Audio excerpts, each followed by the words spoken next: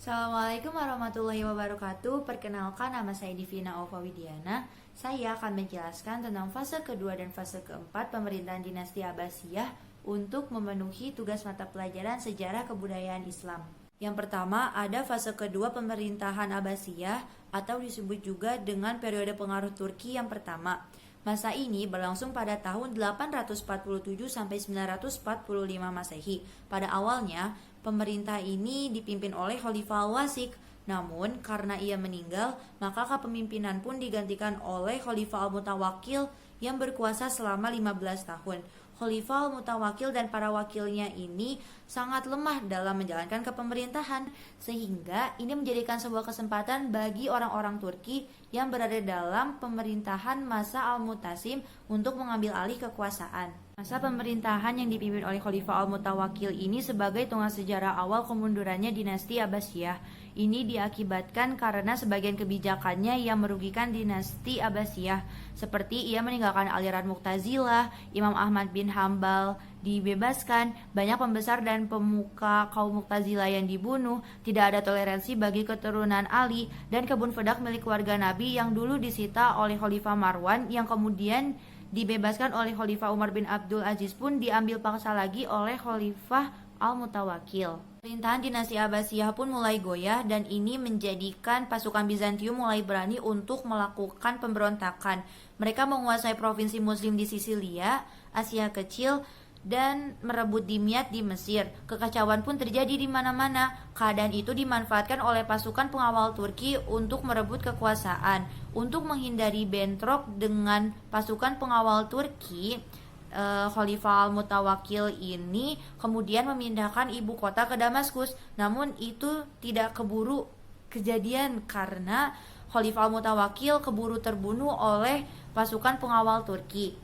Penguasa berikutnya adalah Al-Muntasir, namun ia hanya memerintah selama 6 bulan saja karena meninggal. Selanjutnya kedudukannya pun diberikan kepada Khalifah Al-Musta'in.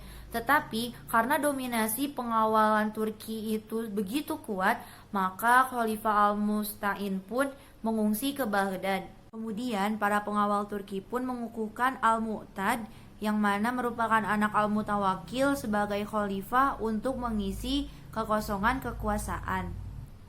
Baru memerintah selama 3 tahun, Khalifah Al-Mu'taz pun diturunkan oleh Khalifah Al-Mu'tadi yang berusaha untuk mengembalikan kekuasaan kekhalifahan.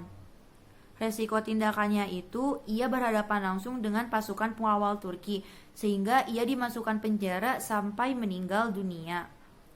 Berikutnya, pemerintahan pun dilanjutkan oleh Al-Mu'taqid yang mana merupakan anak sulungnya Al-Mutawakkil. Ia memerintah selama 12 tahun. Setelah 12 tahun, Al-Mu'taqid pun meninggal, lalu kepemimpinannya pun turun kepada anaknya yaitu kepada Al-Mukhtafi.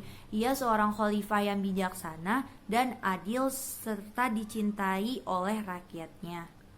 Al-Mukhtafi pun meninggal setelah 5 tahun memimpin kepemerintahan. Al-Mu'tadi digantikan oleh Al-Muqtadir yang memerintah selama 25 tahun. Ketika masa pemerintahannya habis, kekuasaannya berada di tangan ibunya. Abu Mansur pun tak lama memerintah karena kekejamannya. Orang-orang Turki pun sangat membencinya, sehingga ia tidak dipercaya lagi menjadi khalifah. Oleh karena itu, ia digantikan oleh Ar-Rodi anak Al-Mu'tadin. Khalifah Ar-Rodi pun digantikan oleh Khalifah Al-Mutaki. Pada masa pemerintahannya, orang Turki ini dapat merebut kekuasaannya dengan cepat. Nah, dengan demikian kekuasaan tidak lagi berada di tangan Abbas, meskipun mereka tetap memegang jabatan khalifah.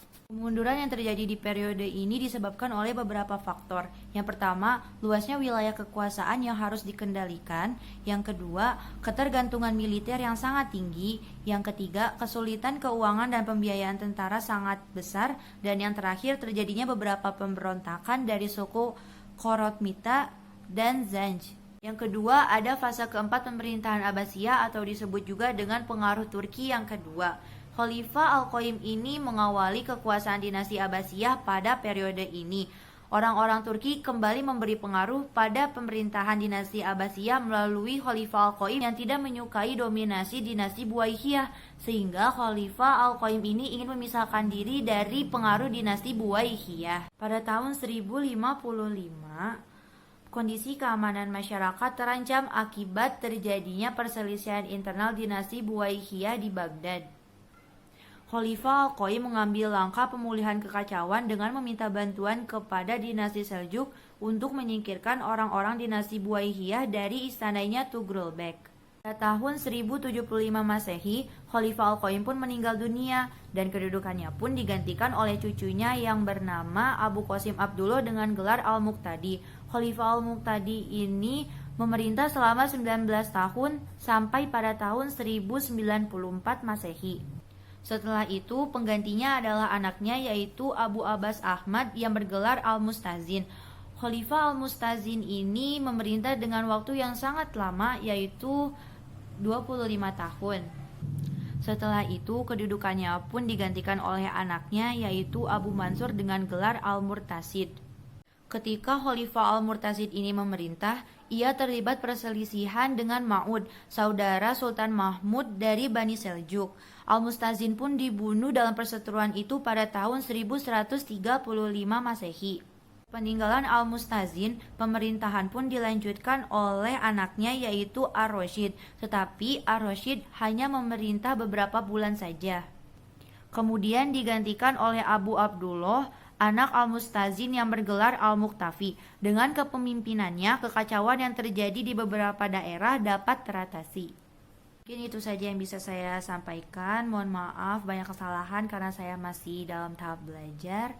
Wassalamualaikum warahmatullahi wabarakatuh.